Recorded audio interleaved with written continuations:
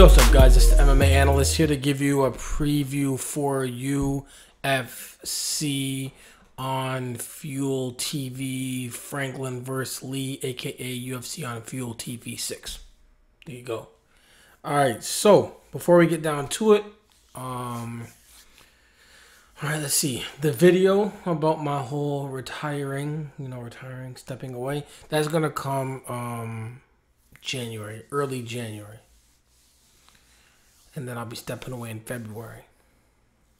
Number two, a few people were bringing it up. They were like, yo, I understand. It has nothing to do with the whole battle rep thing. They're not connected in any way. Anyways, about that, I did on my most recent battle released a few weeks back. It was against Arcane. If you haven't seen the battle, you can check it out. 100 Bullets versus Arcane. Yeah, so there you go. And my next one, when I went to the UK and I went to Don't Flop, that was crazy. It was really good. The experience, it was my first time in Europe. All that stuff. It was great. That's going to come out December 15th. So there you go. All right. I think that's it. Got some new tracks, by the way, for anybody who likes listening to the beats or whatever, whatnot. I'm trying to stay busy. I'm trying to do what I'm doing, So youtube.com/Karsten Shreve. That's me. KARSTENSHREVE. All right, Rich Franklin versus Kung Lee. All right. That's how you guys have earned a lot of respect for Rich Franklin over the past little bit. I was never really a big fan of him or many of the poster boys in the UFC. And I'll be damned if Rich Franklin hasn't shown, over and over again that he is, the fighter that the UFC always tried to market him as, and maybe even greater. I mean, like the fighter spirit. You know what I mean? Kung Lee, he's cool, flashy, but he's old as hell. Take a look at Kung Lee, just for the record, all right? So you look at Wanderlei Silva, and you say, all right, random human being, how old is Wanderlei Silva? And you'd be like, I don't know, he's probably 45, 50. You know what I mean? He looks old. And then you realize, damn, this dude is only 36. And he actually has had that same old face for a while. This dude has been in wars, folks, wars. But anyways, I'm just saying, crazy. The Nogueira brothers, they're old too. But I'll be damned if Kung Lee ain't 40 years old. Woo! He's been chilling, just doing movies, fighting where you can throw people and stuff, not really getting into a lot of wars. He looks a little older now in the face. But anyways, why am I talking about this guy's looks? What am I doing? Time is of the essence. Rich Franklin's going to win this fight because he's got superior cardio. He's probably stronger. He's bigger. He's younger. Not much younger. But, he definitely has the experience. And, I don't really see Kung Lee winning this fight. We've seen Rich in his last fight, Cliff dropped, he was hurt. And my man went back to his corner and fought it out and just was like, I ain't going out like that. And came back and did his thing against Wanderlei. So even if somehow Kung Lee, who does a lot of flashy but ineffective stuff, does happen to somehow clip Rich, I don't see Rich just going to sleep and the referee jumps in like, let me save you. I see Rich, whoa, what the hell? Fighting through it and taking Kung Lee into the later rounds. Or even the second round. To Kung Lee, the second round is like the 10th round. So once Kung Lee gets a little bit of fight in there, builds up a little bit of a sweat, you know the average dude, how he maybe do 10 burpees and Yeah. Once that second round comes around and Kung Lee's starting to walk around tired and barely be able to throw a punch and his kicks are real slow, Rich was really gonna eat him up at that point. I see a late second round stoppage for Rick Franklin. I'm gonna say a TKO and a pretty ugly situation for the homeboy Kung Lee. So there you go. Thiago Silva fighting Stanislav Nedkov. Nedkov's undefeated still? What's going on here? Something's wrong. All right, he fought two times in 2009, once in 2010, once in 2011, and once in 2012. Y'all don't know though. This guy's got like money though. I don't know who his wife is. His wife is somebody rich. Like he's chilling. Like this is one of those dudes that doesn't really have to fight to live. So he just kind of fights when he wants to. He's married to Yuliana Doncheva. I'm gonna Google her real quick just cause since I'm gonna just take so much time up and our time here is limited. Whoa, who's that? Google Images telling me he's married to some hottie. All right, let's take a look. Yo, Juliana. What did she do? Elected deputy. What? That don't look like an elected deputy. I'm gonna have to Wikipedia, see what she does. Does she? All right, well, she's kind of some kind of. I don't know.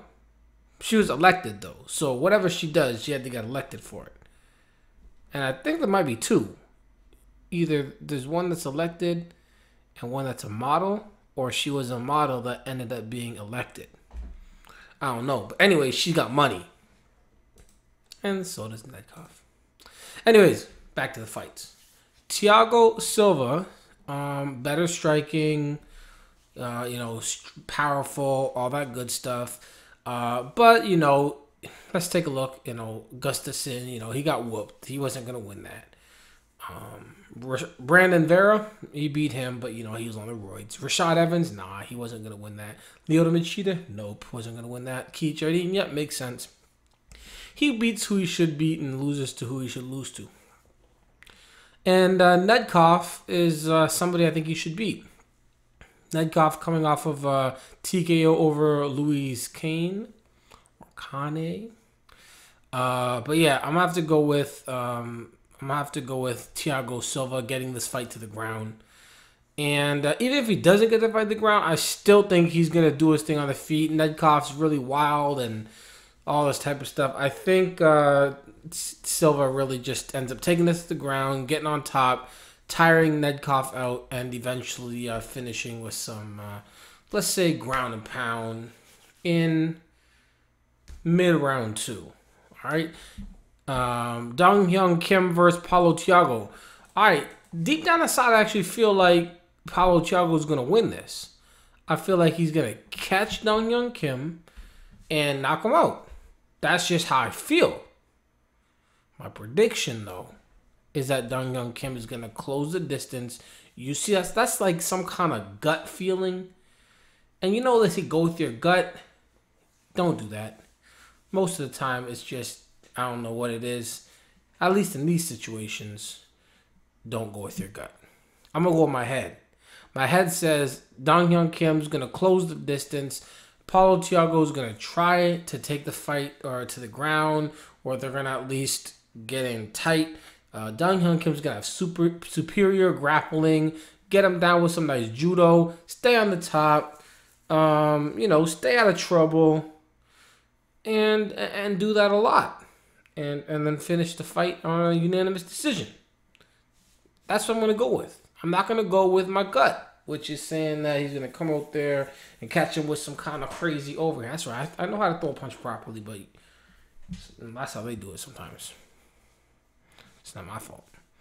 Anyway, so I'm going to pick Dong Hyun Kim to win this by a very, very, very boring decision. Very boring. All right, that's my boy. You know, cage fighters texting me. You know what I'm saying? Cage fighters, you know. I say that because he said don't call him a cage fighter, but, you know. He did fight in the UFC. And it is a cage. Takanori Gomi versus Mac Danzig. You know what? I'm having a stronger gut feeling about this one. Now, this might just be hope. This might just be me hoping that Takanori Gomi can do his thing. Now, I look back and, you know, you try and make a case for something. You're like, well, he lost to Nate. Nate's serious business. You know, we didn't know how serious Nate was when they had first fought, but I think this was the beginning of, like, the new Nate. Let me just take a look real quick.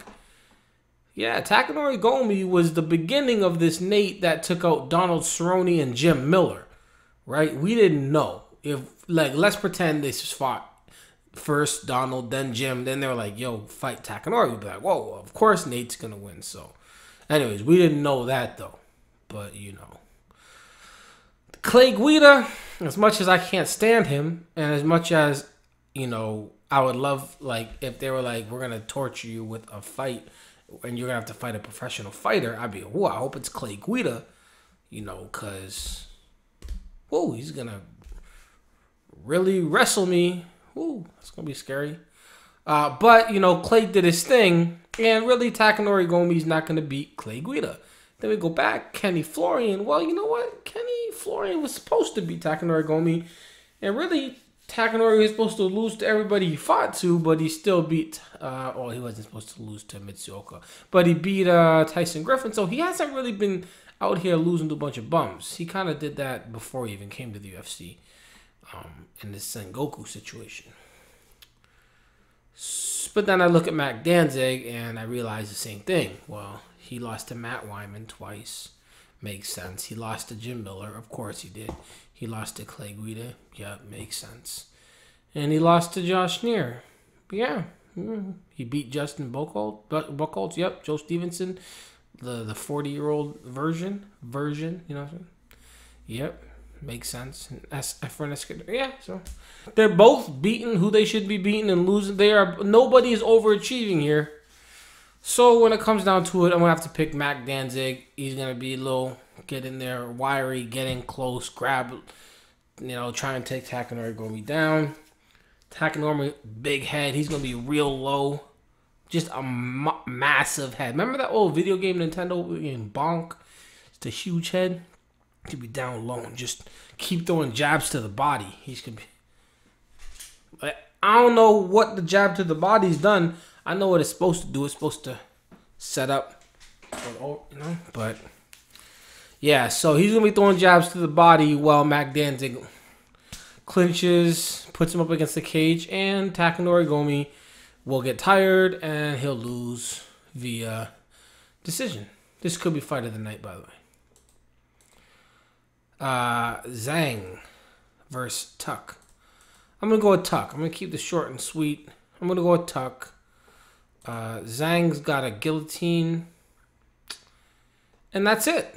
And I think on the ground, Tuck is good enough to deal with whatever Zhang's bringing.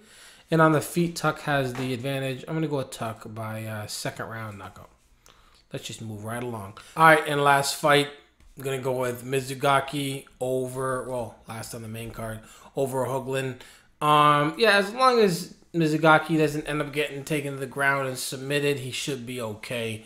I think he's going to be able to be all right. I don't think Hoagland's going to be able to just take the fight to the ground. I think he'll be able to stuff takedowns, put a little bit of damage while he's running around that cage, you know, doing whatever he does. So I do have Mizugaki winning this fight via decision. The undercard, I've got Caceres, Lineker, and Fukuda.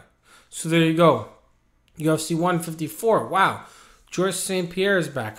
I'm still waiting for the horrible, horrible news that St. Pierre is not going to fight. I don't want that news. I want him back, you know, pause. I would like to see him fighting again in the UFC. And I want to see him at 150%. I would like to see that. But just the way these bad things have been going on, it's just, I feel like it's just not going to happen. So, you know, let's just let it happen. All right, guys? All right, so there you go. All right, MMA, it's important. Enjoy the fights. Peace.